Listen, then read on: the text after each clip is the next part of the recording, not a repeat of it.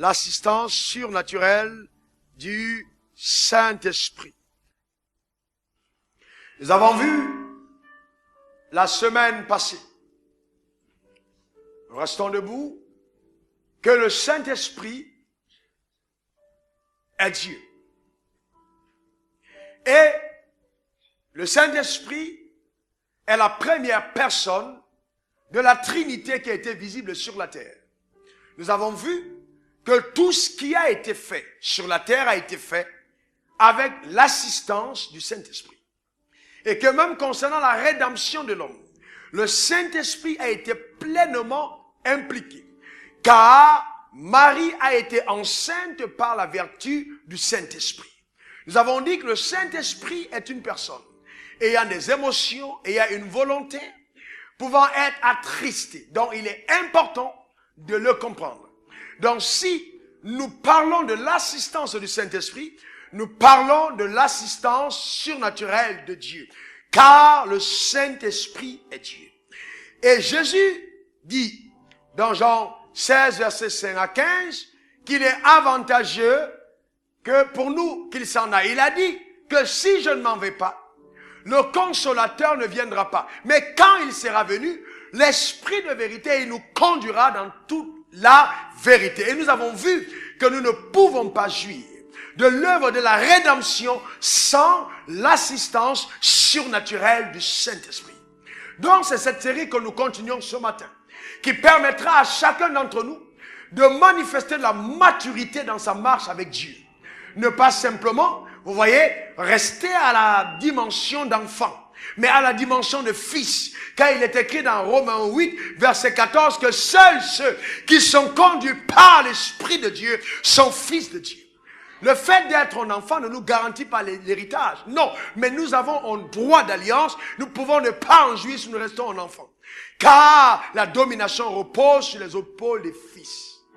Vous voyez? Donc c'est important d'aller dans la phase de la manifestation, de la maturité en tant qu'enfant de Dieu. Donc devenir des fils de Dieu. Ce matin, nous continuons l'enseignement. Mais je voudrais rappeler que lors de notre dernier enseignement, nous avons vu que le Saint-Esprit produit 21 choses majeures dans la vie de chaque enfant de Dieu. Premièrement, il nous permet d'écouter, d'entendre la voix de Dieu. Et nous avons parlé de la mesure de notre entente. Et nous avons dit que Dieu nous mesure de la mesure avec laquelle nous sommes servis. En quelque sorte, notre foi est l'équivalent de la mesure de notre entente et notre vie ressemble à ce que nous avons entendu.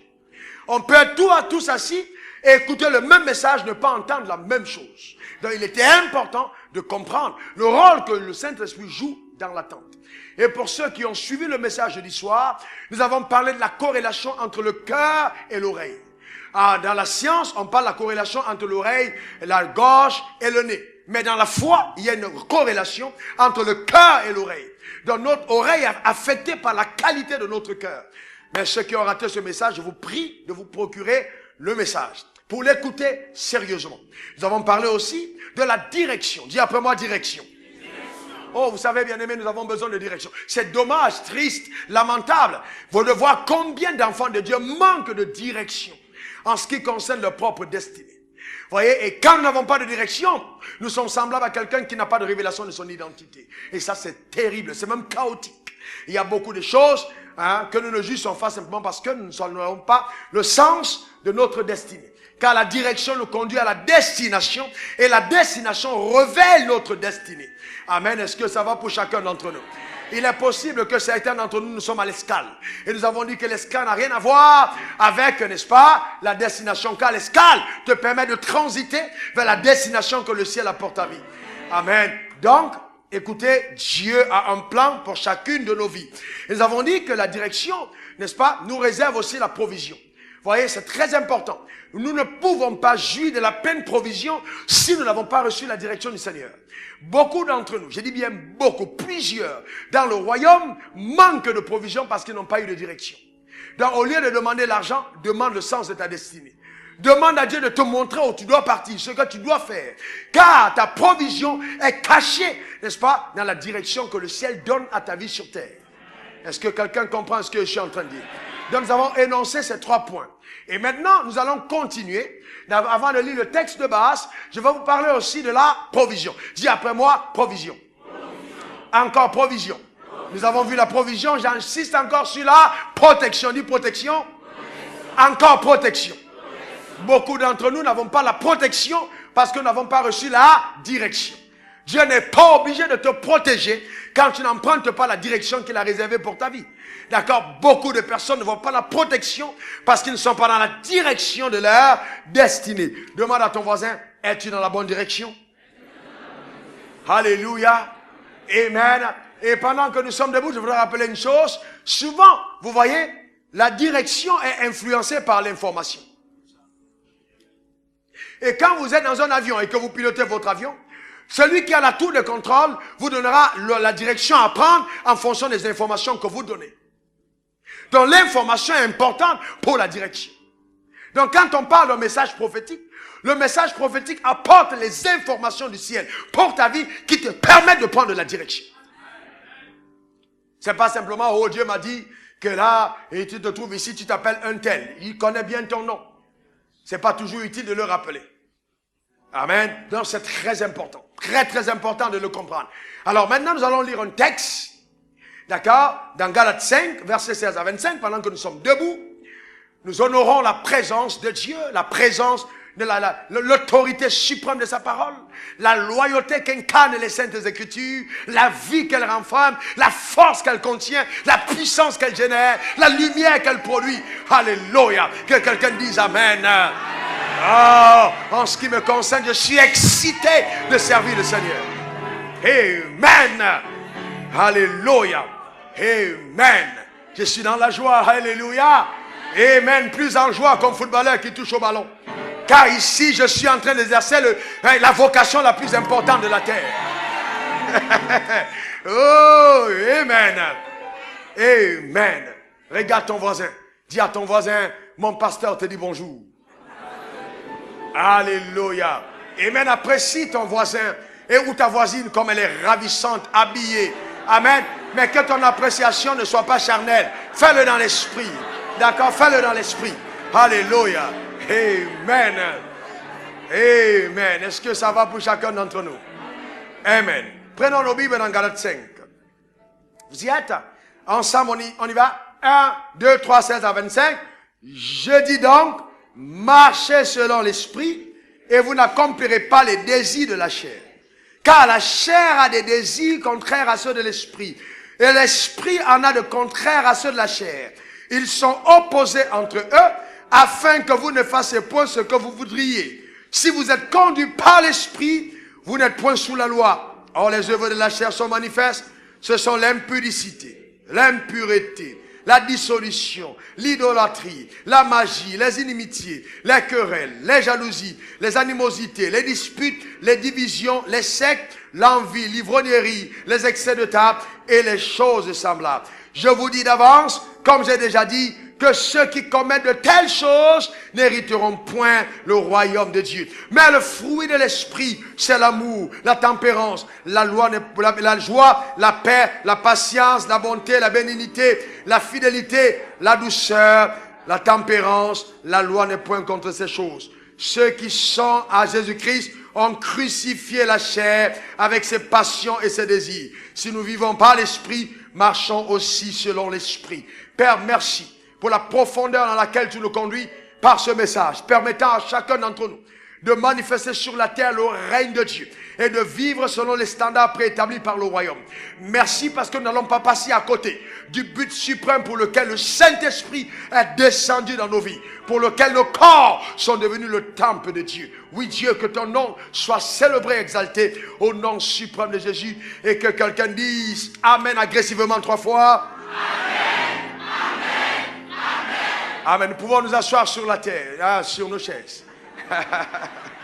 Alléluia. Amen. Amen. Donc nous comprenons par l'introduction que j'ai faite tout à l'heure que le but ultime, le but suprême pour lequel le Saint-Esprit est descendu sur nos vies est en nous. La raison pour laquelle il est là, c'est aider chacun d'entre nous à accomplir les desseins, n'est-ce pas, pour lesquels Dieu nous a suscités. Et vous savez tous que notre ancêtre, notre aïeul, Adam, n'a pas accompli son mandat. Il est passé à côté des desseins de Dieu pour sa vie dans le jardin d'Éden. Donc le Saint-Esprit est descendu sur la terre dans cette dispensation, n'est-ce pas, de la grâce pour permettre à chaque enfant de Dieu né de nouveau d'accomplir pleinement les desseins arrêtés par le ciel pour sa vie. Donc, n'oublions pas que le but ultime, le but suprême, c'est l'accomplissement des desseins de Dieu. Au-delà de la manifestation de la puissance, au-delà de la révélation, au-delà de toutes choses que le Saint-Esprit peut faire, du parler en langue, il y a un but ultime, l'accomplissement des desseins de Dieu sur la terre des hommes. Malheureusement, j'ai vu beaucoup de personnes, et même des serviteurs de Dieu, passer à côté du but ultime. D'accord? Vous voyez, il faut atteindre le but. Amen. Éphésiens 2, verset 10, nous sommes son ouvrage, qu'il a recréé en Jésus-Christ pour les bonnes choses qu'il a préparées d'avance, afin que nous puissions les pratiquer. Et donc, bien aimés, ce dont nous avons besoin dans la vie, pour atteindre les objectifs que le ciel nous a assignés, ce n'est pas l'argent. Nous n'avons pas besoin d'argent, mais nous avons besoin de la parole de Dieu dans notre esprit. Car quand la parole est dans notre esprit, l'argent ne fait pas défaut. La raison pour laquelle beaucoup d'entre nous gémissons et sommes en train de, vous voyez, de faire des efforts qui ne sont pas productifs, c'est parce que nous passons à côté du sens même pour lequel Dieu nous a suscités sur la terre. Alors nous parlons maintenant de la quatrième chose que le Saint-Esprit fait dans la vie d'un croyant, c'est la protection. Dis après moi protection. Encore protection. Vous voyez, chaque fois que le Saint-Esprit te donne une direction, par une directive, il y a la protection sur ce chemin. Donc on est hautement protégé quand on emprunte le chemin de notre destinée. D'accord? Donc la protection se trouve dans la voie de Dieu. Mais quand nous sortons de la voie du Seigneur, nous sommes hors de la protection de Dieu. Donc il est important de comprendre que Dieu ne me protège pas hors de sa parole. Quand je suis dans sa parole, je suis protégé. Quand je sors de la parole, je m'expose. D'accord? C'est très important. Très, très important. Aussi longtemps que tu es dans la parole de Dieu, je te garantis, tu jouis de la protection de Dieu. Et le diable aura tendance, justement, à manifester certaines choses autour pour te distraire, pour t'empêcher de jouir de ce que le ciel t'a réservé. Mais reste sur le chemin que Dieu a tracé pour ta propre destinée. Psaume 23, verset 4. Le psalmiste dit, quand je marche dans l'ombre de la vallée de la mort, je ne crains aucun mal, car tu es avec moi. Vous voyez? Je ne crains aucun mal, car tu es avec moi. Bien-aimé, quand Dieu est avec toi, tu peux craindre qui? Si tu as l'assurance que Dieu est avec toi, est-ce que tu auras peur de quelqu'un? Imaginons un seul moment, que tu sois même dans un avion, dans un bateau, ou alors dans une voiture, et qu'il va avoir un accident les 5 minutes qui suivent. Tu es prévenu, mais Dieu te dit, je suis présent. Est-ce que tu auras peur de quelque chose? Pourquoi? Parce que la présence de l'Éternel nous garantit sa protection. Donc on n'est pas protégé quand Dieu est absent. Donc il est important de s'assurer qu'il est toujours présent à nos côtés. Alors qu'est-ce qui nous garantit sa présence? C'est que nous soyons sur la direction, le sens qu'il a donné à notre propre vie. Ça c'est important, très important. Ésaïe 64 verset 5, tu vas au devant de celui qui pratique la joie, n'est-ce pas? Avec joie la justice. Donc quand nous pratiquons avec joie la justice, Dieu va au devant de nous. D'accord? Il va au devant de nous. Il faut t'assurer de ne jamais marcher seul. Il faut avoir Dieu au devant de toi. Comment je m'assure qu'il est au devant de moi? Quand je pratique avec joie la justice. Vous voyez? Et la Bible dit, tu es au devant de ceux qui marchent dans tes voies et se souviennent de toi. Donc, il est important pour chacun d'entre nous de marcher dans les voies du Seigneur. Quand nous marchons dans les voies du Seigneur, le Seigneur nous protège. Il est au devant de nous. Alors la question que tu dois te poser en ce moment, suis-je en train de marcher dans les voies de mon maître? Suis-je en train d'emprunter la voie que le Seigneur a tracée pour moi? La Bible dit, telle voie peut paraître juste à un homme, mais cette issue, c'est la voie de la mort. Est-ce que ça va? Quand la direction que tu empruntes est indiquée par le Saint-Esprit, ton chemin est toujours environné de la présence de Dieu et de l'assistance surnaturelle de ses anges. Donc, il est important de t'assurer que le Seigneur marche avec toi. Vous voyez? Et beaucoup d'entre nous ne consultons pas justement le Seigneur quand nous prenons nos décisions. Et c'est pourquoi il nous arrive des problèmes là où nous sommes supposés ne pas en avoir. nous ne consultons pas le Saint-Esprit. Le Saint-Esprit est venu à notre secours pour nous aider à mener une vie de succès sur la terre des hommes. Mais si nous méconnaissons sa présence, notre vie peut être désolation et déception simplement parce que nous n'avons pas reconnu la présence du Saint-Esprit. Le texte que nous venons de lire est extrêmement profond. Combien de personnes parmi nous, bien-aimés, combien de personnes acceptant de consulter Dieu quand il faut nous marier, quand il faut commencer une affaire, quand il faut commencer un ministère, quand il faut prendre une décision, quand même il faut avoir quelqu'un à ses côtés. Est-ce que nous prenons le temps d'écouter ce que le Seigneur nous demande de faire? Vous voyez, la protection de Dieu se trouve dans la direction qu'il nous donne. Il faut apprendre à suivre sa direction.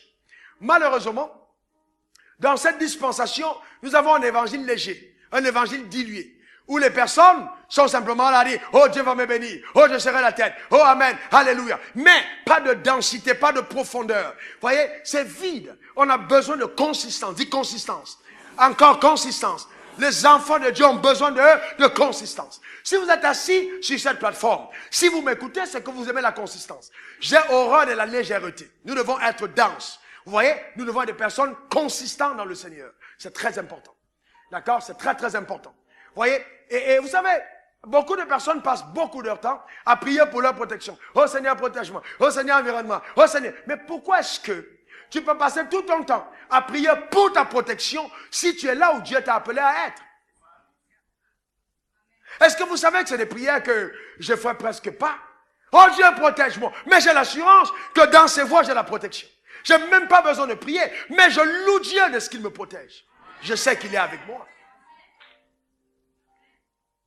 Vous voyez ce que je suis en train de dire? C'est très important. Oui. Et donc, la Bible dit, Jésus dit, il est avantageux pour vous que je m'en aille.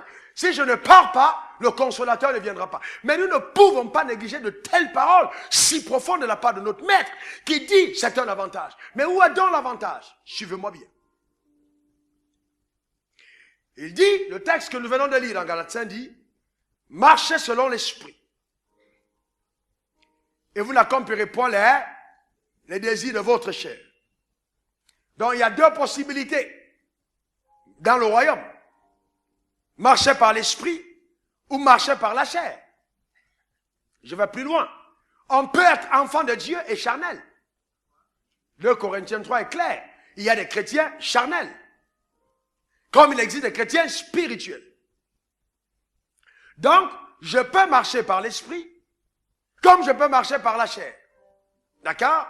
Mais la Bible dit, nous devons marcher par l'esprit pour ne pas accomplir les désirs de la chair. Afin que chacun d'entre nous ne fasse pas ce qu'il veut. Donc Dieu ne t'a pas créé, t'a donné une nouvelle naissance pour que tu continues de faire ce que tu veux. Il t'a donné de naître de nouveau pour que tu deviennes son prisonnier. Donc que tu fasses ce que Dieu veut et non ce que tu veux. Est-ce que tu es prêt à ça? Très bien. Vous voyez? Mais regardez. Le premier homme créé à l'image et à la ressemblance de Dieu s'appelle Adam. Ensuite, sa femme s'appela Ève. Les deux étaient remplis de Dieu, bénis par Dieu, remplis de la présence de Dieu. Est-ce que vous avez su déjà que Adam et Ève n'avaient pas de chair? Ça veut dire qu'ils n'avaient pas d'ancienne nature. Parce que la chair veut dire l'ancienne nature corrompue. Et donc, si Adam et Ève étaient parfaits, ils n'avaient pas de chair, mais ils avaient un corps. Il y a une différence entre le corps et la chair. Manger n'est pas charnel. Mais manger le fruit défendu, c'est ce qui est charnel. Parce que ce n'est pas le fait de manger qui est un problème. C'est le fait de manger ce qui est interdit qui est un problème. D'accord? Très bien. Donc, avoir des rapports sexuels, c'est parfait. Mais avoir des rapports sexuels interdits, c'est ce qui n'est pas parfait. Alors vous avez des gens qui ont dit non, vous savez, le premier péché est arrivé sur la terre parce que l'homme et la femme ont eu des rapports sexuels. Quelle aberration! S'ils n'avaient pas eu de rapports sexuels, comment ils seraient multipliés? On ne parle pas en langue pour faire un enfant. Riboko, ribaba, riba. Non, l'enfant ne vient pas comme ça. Amen. Tu n'as pas besoin de prophétie pour savoir que ton père et ta mère étaient ensemble pour que tu viennes. Est-ce que vous êtes ensemble? Vous me comprenez? Vous comprenez ce que je suis en train de dire? Donc, nous devons comprendre que le premier Adam n'avait pas de chair, mais il avait un corps. Parce que chair vient du mot grec sars, qui veut dire l'ancienne nature, la nature corrompue. D'accord? D'accord, et ça c'est important. Maintenant, si l'homme qui n'avait pas d'ancienne nature, donc il n'y avait aucune corruption en lui, est tombé sur le piège de Satan. Il n'avait pas d'ancienne nature. À plus forte raison, toi et moi, qui avons l'ancienne nature dans nos membres. Vous pensez que ça va être plus facile que pour Adam et Ève? Non. Parce que le combat est intérieur cette fois-ci. Alors qu'Adam et Ève ont livré un combat extérieur. Est-ce que quelqu'un me comprend? Donc, Jésus dit, je peux être avec vous, mais je ne dormirai pas avec vous tout le temps. Je ne peux pas aller en vous tout le temps pour contrôler vos pensées. Je ne peux pas être à l'intérieur de vous tout le temps sur chaque personne de la terre pour lui dire ce qu'il a à faire. Donc, c'est avantageux que je parte. Parce que la multiplication des disciples se fera. J'étais avec 12, certes, mais je ne veux plus rester seulement avec les 12 tout le temps. Je vais rester avec toute l'église tout le temps. Donc, il faut que je parte et je vais envoyer le Saint-Esprit. Lui qui a la capacité d'habiter plusieurs corps en même temps. Il descendra sur la terre. Et quand il sera là, il vous conduira dans toute la vérité. Ça veut dire quoi? Ça veut dire qu'il dit, quand le Saint-Esprit sera présent, avant de prendre une décision, vous allez écouter le Saint-Esprit qui vous conduira dans toute la vérité. Quand le diable te dira, mange de tes fruits pour devenir comme Dieu, le Saint-Esprit à l'intérieur de toi te dira, ne le fais pas, parce que si tu le manges, c'est un piège. Mais combien d'entre nous écoutons la voix du Saint-Esprit? Vous voyez? On n'écoute pas la voix du Saint-Esprit. Et on est choqué de voir que nos vies ne prennent pas l'ascension qu'elles devraient prendre. Right? Donc, vous voyez, c'est important. Et la Bible dit, au verset 22 de Galates 5, mais le fruit de l'esprit, c'est l'amour. Le fruit de l'esprit, c'est l'amour. Le fruit de l'esprit, c'est l'amour. La Bible n'a pas dit, les fruits de l'esprit, c'est l'amour, mais le fruit. Et au lieu de citer seulement l'amour, il cite la joie, la paix, la patience, la bonté, la bénignité, la fidélité, la douceur, la tempérance. Et la Bible dit que la loi n'est pas contre ces choses. Donc le fruit de l'esprit, pas les fruits, mais le fruit, c'est l'amour, c'est la joie, c'est la paix. Ça veut dire que quand on prend le truc global, d'accord, de tout ça, c'est ce qui fait le fruit de l'esprit. Donc si j'ai l'esprit de Dieu en moi, le fruit de l'esprit doit être produit dans mon esprit pour que je le porte. D'accord? Donc, vous voyez, ce n'est pas moi qui produis le fruit. Qui produit le fruit? C'est l'esprit. Donc, c'est l'arbre du Saint-Esprit qui porte, qui produit les fruits, mais nous sommes les branches greffées au Saint-Esprit pour porter les fruits. D'accord? Donc, nous sommes les arbres, les branches greffées au tronc pour que les fruits soient portés par nous. Et donc, l'une des choses incroyables que le Saint-Esprit fait dans son assistance surnaturelle dans la vie du croyant, c'est qu'il nous donne de marcher par l'amour. Il nous donne de marcher par l'amour. Le fruit de l'Esprit, c'est l'amour. Oh, dis amour. Je n'ai pas dit de ne pas te rappeler de ce que ton ex-copain avait dit. D'accord? Je t'aime. Ça n'a rien à voir. D'accord? Non, je parle de l'amour de Dieu. Dis amour. N'ayez pas peur de ce mot, c'est un mot divin. Même si dans l'agenda de l'enfer, ça a été écrit et falsifié. Je dis bien amour, dis amour. Romains 5, verset 5 dit, le Saint-Esprit, n'est-ce pas, produit l'amour dans nos cœurs, n'est-ce pas? Il a répandu son amour dans nos cœurs par le Saint-Esprit. Donc l'amour de Dieu est présent dans nos cœurs par le Saint-Esprit. Oh, laisse ton cœur, laisse ton cœur, laisse ton cœur, que l'amour de Dieu coule dans ton cœur. Laisse ton cœur, je suis en train de voir un cœur qui est loin de cet amour. Laisse l'amour ruisseler dans ton cœur. Que l'amour de Dieu ruisselle dans le cœur, au nom puissant de Jésus. Bien aimé, l'amour doit jaillir dans notre cœur. Et c'est le Saint-Esprit qui déverse l'amour de Dieu dans nos cœurs. Donc la preuve que je connais Dieu, c'est ma capacité à marcher dans l'amour. D'accord? Et qu'est-ce que c'est l'amour? L'amour croit tout, l'amour supporte tout, l'amour endure tout. L'amour ne recherche pas son propre intérêt, mais l'amour recherche l'intérêt d'autrui. Est-ce que j'aime vraiment? Est-ce que je marche dans l'amour? Demande à ton voisin, est-ce que tu aimes vraiment? Vous voyez? Donc c'est important de le comprendre. Marcher par l'amour. Et Jésus dit, dans Matthieu 5, verset 21, verset 36 à 40, d'accord, que le plus grand commandement de la loi, c'est aime le Seigneur ton Dieu de tout ton cœur, de toute ton âme, de toute ta force, de toute ta pensée. Et le second aime ton prochain comme toi-même. Donc, si je dis que j'ai l'amour dans mon cœur, j'aime Dieu. Est-ce que ça va? Est-ce que je peux voir la main de ceux qui aiment Dieu? Est-ce que vous savez que vous pouvez venir à l'église sans aimer Dieu? Et que vous pouvez avoir un amour charlataniste à l'égard de Dieu. Quand vous venez à l'église, parce que vous attendez simplement que Dieu vous bénisse, que Dieu vous donne une voiture, que Dieu vous donne un mari, que Dieu vous donne une maison, ce n'est pas l'amour de Dieu. Le vrai amour de Dieu nous pousse au sacrifice pour les choses de Dieu. C'est ça aimer Dieu. Aimer de tout son cœur. D'accord? Pas aimer de toute sa tête, en calculant, mais de tout le cœur. Quand on parle de cœur, on parle de sacrifice. Un amour sacrificiel. Donc c'est le Saint-Esprit qui répand cette qualité d'amour dans ton cœur, qui te donne d'aimer Dieu. Aimer vraiment Dieu. Vous voyez? Aimer vraiment Dieu. Combien de personnes parmi vous peuvent s'enfermer pour être seuls avec Dieu, ne serait-ce que 7 heures de temps, sans parler à quelqu'un d'autre. Quand tu aimes, tu restes avec la personne que tu aimes. Est-ce que tu aimes Dieu? Vous voyez? Aimer Dieu. Ensuite, la Bible dit, aime ton prochain comme... Oh là là, aime ton prochain comme toi-même. Est-ce que vous savez que la preuve la plus évidente de mon amour pour Dieu, c'est mon amour pour mon semblable? Vous ne pouvez pas prétendre aimer Dieu sans aimer votre femme. Parce que votre femme, c'est le premier prochain à côté de vous. Pas votre voisin, mais votre prochain. Prochain. Vous voyez? Prochain. Donc, il est proche. Vous voyez ce que je veux dire? Proche. Donc, tu regardes à ta gauche, c'est ton prochain gaucher. À ta droite, un prochain de droite. Vous voyez? Prochain. Derrière, prochain.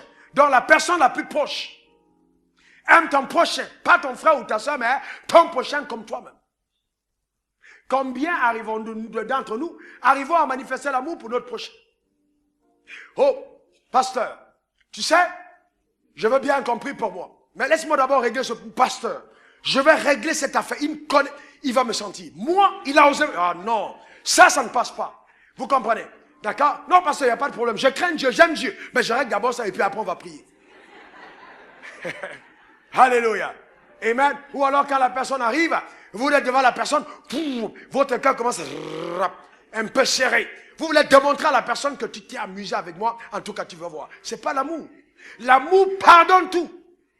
Et la raison pour laquelle dans l'Ancien Testament, Dieu permettait la loi du talion, c'est parce que dans la dispensation de la loi, il n'y avait pas l'amour dans le cœur. L'homme n'avait pas accès à l'amour de Dieu. C'est le Saint-Esprit qui a déversé l'amour dans le cœur. Donc, sans le Saint-Esprit, il est impossible d'aimer. Œil pour œil, dent pour dent, ça c'est la loi du talion. C'est la loi de la religion. Mais celui qui marche dans l'amour est miséricordieux. Et la bonne nouvelle pour toi, c'est que ma Bible dit que celui qui ne fait pas miséricorde n'obtient pas miséricorde. Ça veut dire quoi? Que ce que je veux que les gens fassent pour moi, je dois le faire de même pour eux. Est-ce que vous êtes d'accord? Qui a besoin, qui veut voir que les gens l'abusent? Que tu veux voir quelqu'un t'abuser? Tu veux voir quelqu'un voler ce qui est à toi? Non. Mais si tu voles autrui, on te volera. C'est une loi. Ce que tu fais à ton prochain, c'est ce qu'on te fait en retour. Il est possible que les problèmes que tu as sont la conséquence des problèmes que tu causes. Donc, il faut voir, aller au-delà de ce qui arrive pour comprendre quelle est la racine du problème. J'ai acheté une voiture. Et celui qui est venu me la vendre m'a présenté sa carte comme étant un procureur de la République. Il a pris le nom d'un procureur au parquet, une vraie carte de vraie fausse carte, et il m'a vendu la voiture. Donc, j'ai dépensé dessus au total environ 10 millions de francs CFA. Donc, pour remplacer la voiture du staff. C'était là ma pensée première. Et donc, celui qui l'a accompagné était quelqu'un que je connais depuis plus de 8 ans. Qui m'a dit, voilà, il est dans les problèmes, son père est sous dialyse, il faut vraiment que tu nous donnes un coup de main, non? Tout ça l'un dans l'autre, j'ai dit, ok, c'est quand même une bonne affaire, je vais prendre la voiture. Il m'a même dit, oh, pasteur, dans tous les cas, je deviens fidèle de ton église le dimanche prochain. Et donc, pour raccourcir l'histoire, plus tard, je découvre que la voiture est une voiture volée. Donc, il est allé dans un agent de voyage, de location de véhicules, et il a loué les véhicules, il a falsifié les cartes grises, mis en son nom, avec certaines complicités, au niveau de l'administration, et il a vendu les voitures. Mais quand j'ai découvert cela et que nous sommes allés à la police, j'étais choqué. de voir qu'on a abusé quelqu'un. Donc, je ne regardais pas mon argent, mais je regardais au gars qui faisait son affaire, qui a perdu ses voitures. Alors, mon avocat m'a dit, ne t'inquiète pas, la loi dit que dans ces conditions, tu es acquéreur de bonne foi. Donc, vous êtes deux propriétaires du même véhicule. J'ai dit non. C'est vrai que c'est ce que la loi dit. Mais j'ai une autre loi qui est meilleure que cette loi. C'est la loi de l'amour. Cette loi dit que je ne dois pas faire à mon prochain ce que je n'aimerais pas qu'on me fasse. Donc, si ce gars n'était pas complice du vendeur, quand lui restitue la voiture, mais tu perdras ton argent, il dit, c'est pas grave. Pourquoi? Parce que je connais Dieu. Je ne peux pas rouler dans une voiture et sachant qu'on a volé ça à quelqu'un. C'est pas possible. Comment je peux dormir chez moi sachant que j'ai escroqué quelqu'un? Non! L'amour de Dieu n'est pas à moi. Vous allez dire, ok, moi aussi je ne peux pas y arriver. Mais à partir du moment où toi-même, tu dors sur le même lit avec quelqu'un et tu formes le mal contre la personne, l'amour de Dieu n'est plus en toi. C'est incroyable. Nous devons apprendre à marcher par l'amour. Et moi j'ai une certitude. Chaque fois que vous marchez par l'amour, vous vous attirez la faveur de Dieu. Est-ce que vous me comprenez? La faveur de Dieu est toujours là. Dieu vous rend justice. Oh pasteur, mais c'est beaucoup d'argent. Mais c'est rien par rapport à ce que le ciel va me donner.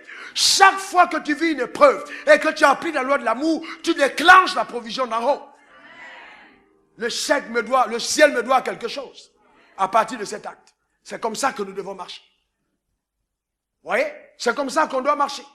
Pas simplement comme des personnes centrées sur elles-mêmes. Vous voyez, le vrai amour paye et se sacrifie pour quelqu'un d'autre. D'accord? C'est ça l'amour de Dieu.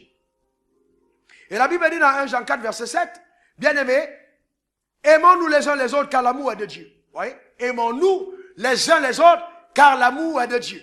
Aime-moi. Regarde-moi ici. Aime-moi. Aimons-nous les uns les autres. Regarde ton voisin. Aime ton voisin. Regarde à gauche. Aime ton voisin. Aimons-nous les uns les autres car l'amour est de Dieu. Regardez ce que la Bible dit. Et quiconque est né de Dieu, quiconque aime est né de Dieu. Donc si j'aime, c'est la preuve que je suis né de Dieu. Donc la preuve de ma nouvelle naissance, c'est la manifestation de l'amour. Laissez-moi toucher un point ici. Est-ce que vous savez, je suis très sérieux, que vous pouvez avoir des gens qui sont même diacres, anciens de l'église, pasteurs, qui ne sont pas nés de nouveau, qui font un effort d'être corrects. Ils ne volent pas, ils ne font pas d'immoralité, rien du tout, mais ils ne sont pas avec Dieu. Vous savez que la preuve et l'évidence d'être avec Dieu, c'est l'amour dans mon cœur. Aussi longtemps qu'il n'y a pas d'amour dans mon cœur, je ne suis plus avec Dieu. Celui qui est son frère est un meurtrier. La Bible dit, l'amour de Dieu n'est pas en lui. Donc, marcher par l'amour est quelque chose de très important. Et le Saint-Esprit seul nous aide à marcher par l'amour. Chaque fois que je vois quelqu'un qui passe des moments difficiles, chaque fois que je vois des gens qui sont victimes d'injustice, mon cœur ne peut pas s'arrêter. J'ai mal à l'intérieur. Vous avez une compassion étrange qui vous tient de l'intérieur. Ça, c'est l'amour de Dieu. Avant, quand il y avait des accidents, quand je n'étais pas converti, j'aimais voir les bras coupés, les pieds enlevés. J'aimais les films d'horreur. Donc ça faisait quelque chose à moi. Mais c'était la preuve que mon cœur était habité par des démons. Celui qui aime la souffrance de son semblable est simplement un allié stratégique de Satan. Vous ne pouvez pas aimer voir quelqu'un souffrir quand vous êtes de Dieu. C'est impossible. C'est impossible. Vous êtes avec moi? C'est impossible. Donc l'amour, c'est vraiment important. Et vous savez, dans une autre phase, la 6e chose qui se produit quand j'aime, c'est que Dieu le Saint-Esprit me pousse à l'adoration de Dieu. Vous voyez? Dis adoration. Qu'est-ce que c'est adorer? C'est rendre honneur à Dieu. C'est l'apprécier. D'accord? Rendre honneur à Dieu, c'est l'apprécier. Lui adresser nos louanges. J'adresse mes louanges à Dieu. Lui renouveler volontairement mon allégeance. Lui donner la première place dans mon cœur. C'est ça, adorer Dieu. Je lui donne la première place. Vous ne pouvez pas adorer sans le Saint-Esprit.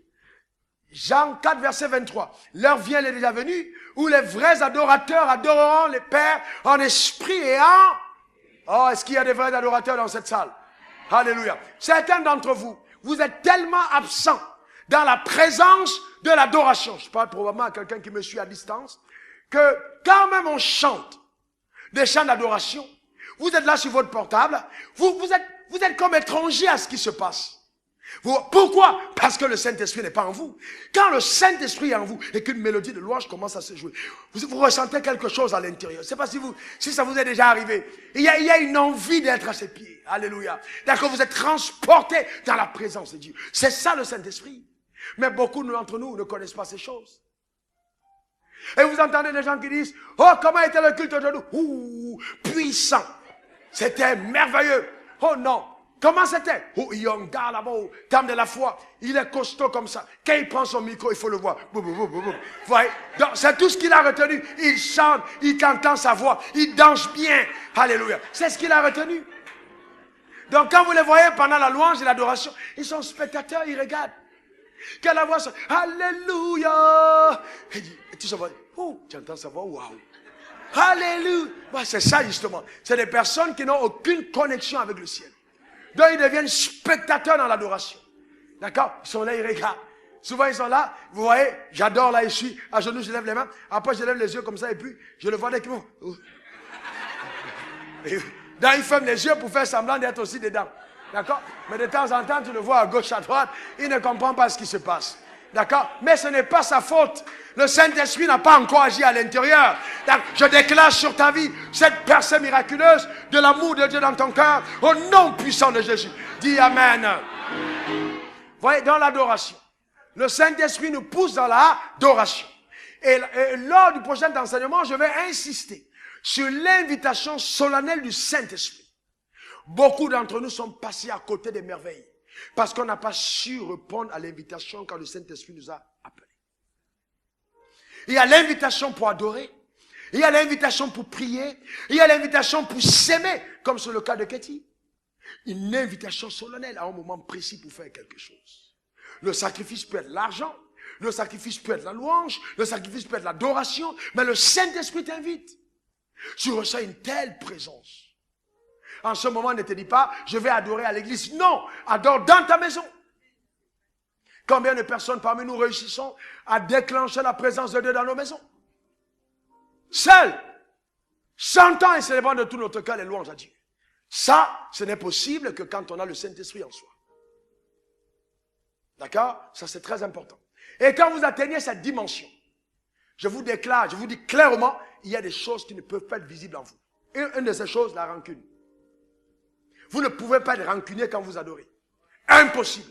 Vous ne pouvez pas soupçonner le mal, c'est-à-dire vouloir le mal d'autrui quand vous êtes un adorateur. C'est impossible.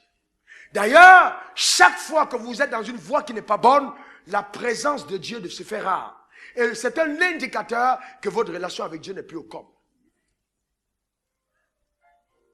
Mais combien de personnes vont dans cette dimension? C'est souvent dans cette dimension que j'ai entendu clairement le Seigneur me dire, telle chose arrive. Agit de telle manière, telle bénédiction arrive, dans sa présence, sans être allé cogner aux portes, parce que quand vous êtes en train d'adorer le Seigneur, il descend dans votre chambre, vous faites descendre sa présence, et il vous ouvre les portes les plus inimaginables. Donc il est important de rester à ses pieds. Il faut rester au pied du Seigneur. C'est très important. Prenez le temps pour le faire. Adorez le Seigneur. Mettez-vous à genoux. Que vous soyez grand, gros, mince, ou n'importe quoi, mettez-vous à genoux. Riche ou pauvre, élevé en société ou pas, mettez-vous à genoux devant Dieu. Prosternez-vous devant votre roi, levez les mains vers le trône de Dieu, adorez-le. Vous savez, il y a des moments, même parce que j'ai connu cette présence, je ne la ressens pas. Mais j'ai dit, Dieu, je veux la ressentir. Même sans invitation, je m'invite. Parce que c'est tellement agréable que j'ai envie de ta présence. Mais c'est le Saint-Esprit qui vous pousse à cette dimension de relation. D'accord? Même si vous n'avez pas été invité. Donc il y a, vous voyez, il pousse à l'adoration. Il te pousse à adorer. La septième chose qu'il fait, il déclenche en toi la joie. Dis après moi la joie. Encore la joie. Oh, combien d'entre nous avons la joie de Dieu. C'est important, il nous donne la joie. La joie, c'est un sentiment de plaisir indescriptible. De bonheur profond et intense. Caractérisé par sa plénitude et sa durée illimitée. Ça descend dans votre cœur. Vous ne pouvez pas décrire. Ça, c'est la joie. Ça n'a rien à voir avec la joie d'un contrat que tu as gagné. Non. Ça n'a rien à voir avec la joie du fait que tu sais que tu te maries dans 2 semaines. Ça n'a rien à voir du tout. J'ai dit une autre joie, très profonde celle-là, intense, que seul le Saint-Esprit met dans ton cœur. Et cette joie peut être perceptible même au moment des plus grandes épreuves. La joie de Dieu. C'est ça qui devra faire la différence entre nous et le monde. Néhémie 8, verset 10 dit, la joie du Seigneur est ma force. Donc ce sentiment nous donne la force de marcher avec Dieu. Lève ta main droite et dis, je suis fort en Dieu. Oh, s'il te plaît, dis-le encore avec assurance, je suis fort en Dieu. Alléluia. Vous voyez, parce que la joie du Seigneur est ta force. Elle te donne la force, vous voyez, de marcher avec le Seigneur. Cette joie-là, que certains d'entre nous ont perdu. Et j'ordonne que ce matin, tu retrouves la joie perdue au nom puissant de Jésus. La joie du Seigneur. Servez-le avec joie. Amen. Adorez avec joie. Chantez avec joie. Donnez avec joie. Faites tout dans la maison du Seigneur avec joie. La Bible dit, soyez toujours joyeux. Servez-le avec la joie de Dieu. Mais cette joie, c'est le Saint-Esprit qui le met dans nos cœurs. D'accord? C'est important d'avoir la joie de Dieu. Je suis la création.